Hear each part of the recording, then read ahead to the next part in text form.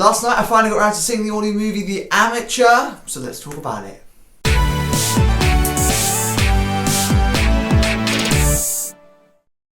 Hi, welcome back to the video. It's a brand new movie review. Today I'm talking all about the new movie The Amateur, which is in cinemas across the UK right now. Before we start talking about it, as always, a friendly reminder, these are just my thoughts, so don't let this dictate whether or not you decide to go and see it. You might see it, feel totally differently to me, and that's okay, because movies aren't made to cater for everyone. Without any further ado, let's start talking about it. And this was one of those films that I wasn't so induced to see on its opening day. Quite a lot of the time I want to see a film on its opening day. If I don't see it on its opening day, I'm generally not really that fussed on seeing it straight away. And this was one of those films. I was excited to see it, I did want to check it out, hence why I did, but it wasn't one that I wanted to see instantly. But I had a fun time with this. I thought this was a pretty okay film. It does what it says on the tin. Do you know what I mean? It does what it says on the tin. And my only problem, I think, with this film is, obviously, this is not a spoiler, but I mean, it's kind of not really a spoiler. It's what the film's based on. But obviously, within the first 10 minutes, we lose his wife. We see the death of his wife. And that's essentially what sets up the rest of the film. And then from then on, he's obviously on a quest to find and confront his killers. And I think that was a cool concept, but I just think they didn't do a very good job with pacing and the length of this film, because it's about a 2-hour film, which isn't too long, but I do think they dragged a bit. And I haven't said that about a movie in quite a while, but I do think it was dragged, and I do feel it's a little bit unnecessarily long at parts, because I found it just to be more people hopping.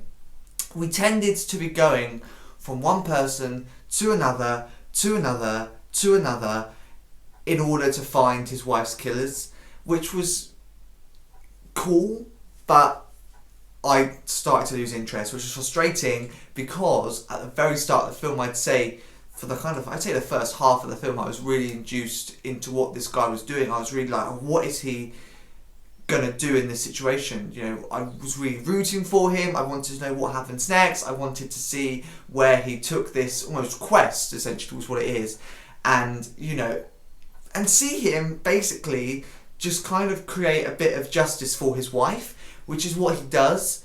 But I do just feel like they just sort of dragged it out a bit. We kind of kept going from people to people to people to people, and it was kind of like another dead end, another dead end, another dead end, a dead end again. And it was like, it just got a bit boring, and I did sort of become a bit like, alright, okay, right, what's next? Because you're not offering me anything new, it's just the same thing over and over again.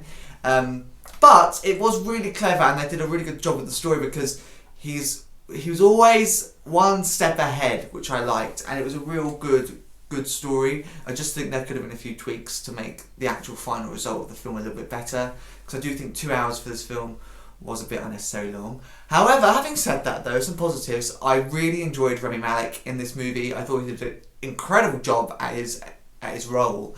And I was not sceptical, but I was really quite curious, I think is the best words to describe it, to see him as a lead, because I've not seen him be the main man for a movie. I'm sure he is, you know, been a lead role in other things, but this is the first time that I've seen him as the main forefront of a film.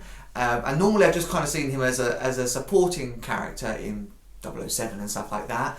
And I really enjoyed him. I thought he did a really good job. I thought his acting was really compelling and believable, and I thought he did a really, really, really good job. And this was almost a side of him that I've not seen before, because I think we're always sort of used to seeing him as a bit of a villain, a bit of a bad guy. So it was quite nice to see him as a really nice, genuinely good guy, and you know, battling a lot of things. You know, courage to confront these killers, but also hurt and pain and mourning for his wife, and anger with his work colleagues and stuff like that. And I thought he did a really, really good performance in this movie. And they did a lot of this really cool stuff in terms of performance, because obviously, like I say, we lost the wife in the first sort of 10 minutes, but they did a really nice job with bringing flashbacks and, you know, moments where he's remembering his wife. They just seamlessly integrated this into the film, and they did it really nicely, because it was a real nice few moments of warmth and love and genuine, like, almost admiration for like each other, even though obviously she's no longer with us. And I thought they did a really nice job at that, because it just genuinely made me feel, oh, that's really sweet. And I think that's a really good job. If a movie's doing that, then it's doing a really, really good job. So I thoroughly enjoyed this film. It is in cinemas across the UK right now. As always, before I wrap up this movie review, what do I rate it out of 10? Will it be joined my collection? Well, I'm going to give this film in the middle a 5 out of 10. Like I say, I did thoroughly enjoy it, but it's one of those films, it does what it says on the tin. I dare to say it, but it is almost a bit of a stereotypical dad's film. It's one of those films that dads want to go and see with their mates and maybe even on their own. But yeah, not that I can relate. But yeah, it's kind of one of those movies of like, oh, dads are going to enjoy this film. But it does what it says on the tin. It's an enjoyable watch.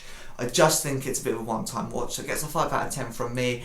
And of course, with that in mind, it's a bit of a one-time watch. Will it be joined in my collection? Probably not. I enjoyed it. I had a fun time with it. But like I say, one-time watch. And it's a 20th Century Studios film. So I'm certain that in sort of the next 6 months, it'll be on Disney Plus. And I can just stream it if I do want to watch it. But it's not one that I'm going to think, oh, I might want to watch The Amateur tonight. Because I kind of now have no interest in it, because I don't really think I'll have much enjoyment out of watching it a second time. So yeah, no, it will not be joined in my collection, and there you go. There's everything I want to say on The Amateur. Like I say, in cinemas across the UK right now. In the description below, as there always is the movie plot, a link to the movie trailer, as well as a link to my movie review playlist. It features every single movie review that I've ever done. There are plenty more to come very soon, and I shall see you, hopefully, in another video, and hopefully one of those movie reviews very soon.